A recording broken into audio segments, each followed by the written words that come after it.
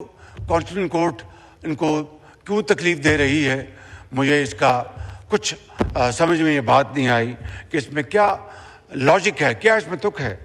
बार कैफ उनका हक है इख्तिलाफ करना। जनाब स्पीकर, मैं समझता हूँ कि हमें उसका एहतराम करना चाहिए, लेकिन गाली गलोच और दुश्मनाम तराजी इसको हमें अब ख़त्म करना होगा। हमें मुल्क को आगे लेकर चलना है। इस मुल्क की तरक्की और खुशहाली के लिए हमें मिलकर काम करना है। अभी जब हिंदुस्तान को पाकिस्तान ने एक 4 दिन के मार्के में शिकस्त फाश दी और अल्हम्दुलिल्लाह अफवाज पाकिस्तान का नाम पूरी दुनिया में चमका, फील्ड मार्शल उसके नतीजे में चीफ आर्मी स्टाफ को इस हुकूमत ने फील्ड मार्शल का टाइटल दिया। उन्हीं दिनों में बिलावल भुट्टो साहब की सरबराही में एक डेलीगेशन गया और वो अपना अमेरिका गए, यूरोप गए और पूरी तरह उन्होंने शानदार डिप्लोमेसी की और अपनी डिप्लोमेटिक स्किल्स के ज़रिए वहाँ पर बताया।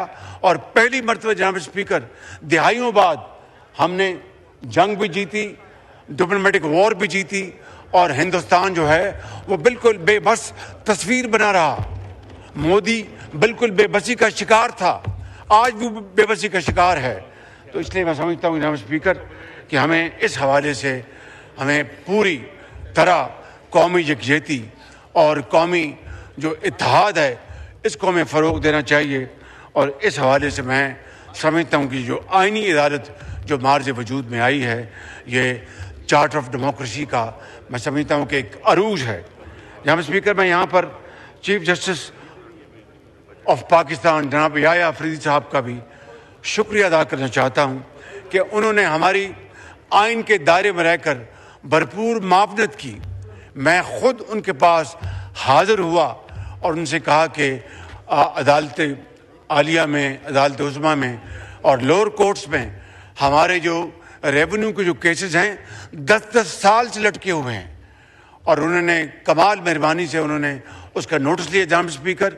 और आज मैं ये बिला खौफ तरदीद कह सकता हूँ कि उस मीटिंग के नतीजे में मेरिट पर उन कोर्टों ने फैसले किए और आज कौमी ख़जाने में जो अरब रुपए जो बिल्कुल मुअल्लक थे वो आज कौमी ख़जाने में आ चुके हैं। तो मैं चीफ जस्टिस पाकिस्तान याया अफरीदी साहब, जो कि एक बहुत नेक नाम चीफ जस्टिस हैं और उनकी रेपुटेशन इंतहाई शानदार है, और मैं समझता हूँ कि उनकी जो मदद हमें मिली, मैं चाहता था कि आज मैं उनका इस फोरम के हवाले से शुक्रिया अदा करूं और इस बात की भी वजाहत करना चाहता हूं जनाब स्पीकर कि सुप्रीम कोर्ट के chief justice he judicial commission of Pakistan, supreme judicial council और लॉ एंड जस्टिस कमीशन जैसे अहम आइनी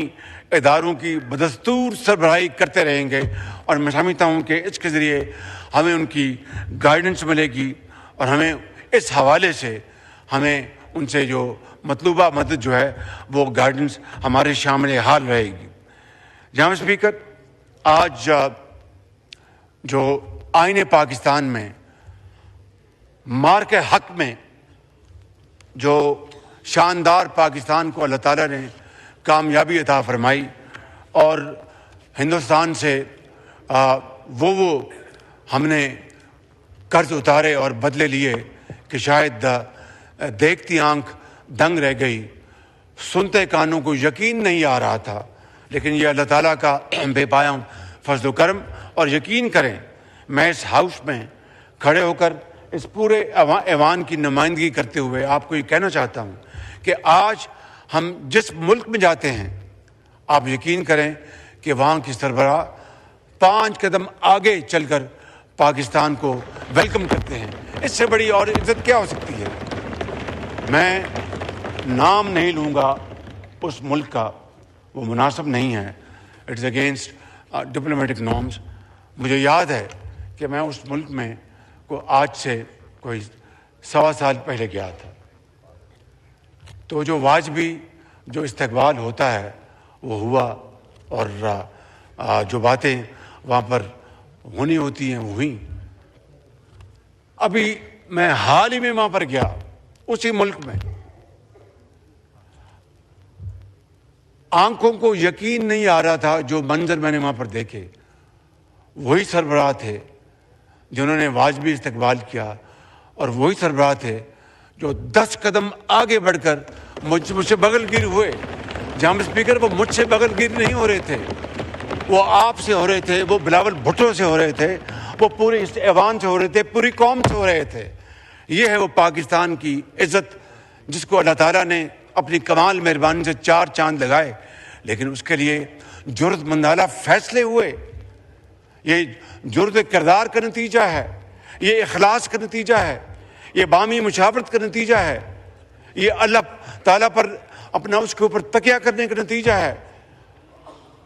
فجر کے وقت اس کے حضور گردن جھکا کر دعا مانگنے کا نتیجہ ہے, دلیری کا نتیجہ ہے کہ آج پاکستان کو اللہ تعالیٰ نے سفارتی محاذ پر بھی اور عسکری محاذ پر بھی وہ عزت دی ہے کہ دہائیوں میں پاکستان کو اس طرح کی عزت نصیب نہیں ہوئی.